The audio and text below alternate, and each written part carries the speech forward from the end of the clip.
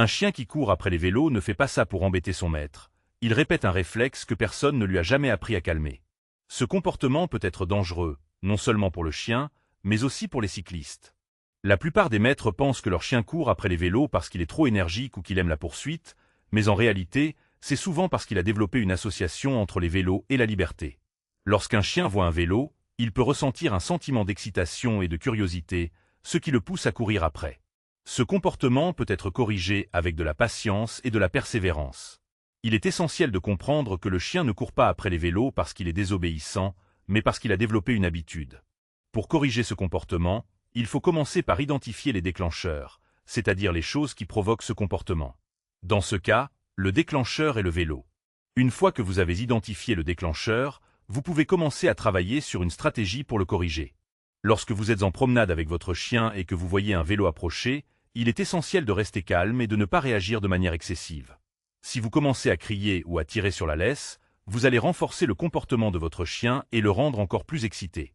Au lieu de cela, vous devez apprendre à votre chien à associer les vélos avec des choses positives, comme des friandises et des éloges.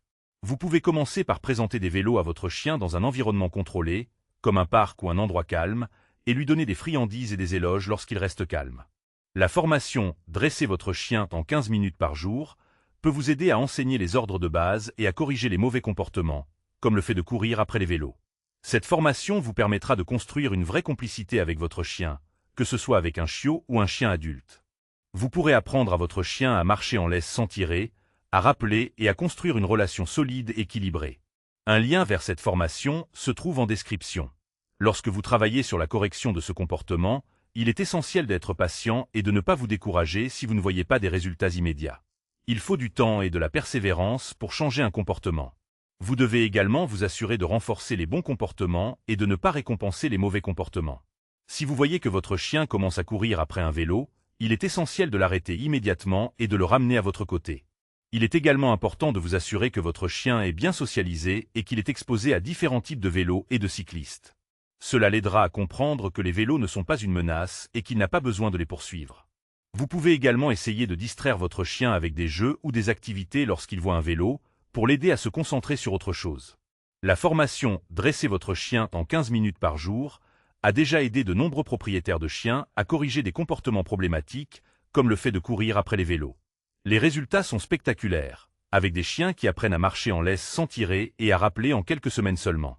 Un lien vers cette formation se trouve en description.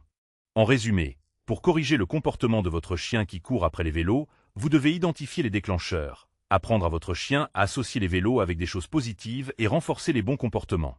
Il est essentiel d'être patient et de ne pas vous décourager si vous ne voyez pas des résultats immédiats. En suivant ces conseils et en utilisant la bonne formation, vous pourrez aider votre chien à surmonter ce comportement problématique et à construire une relation solide et équilibrée. N'oubliez pas de vous abonner pour obtenir plus de conseils et de vidéos sur le dressage et l'éducation canine.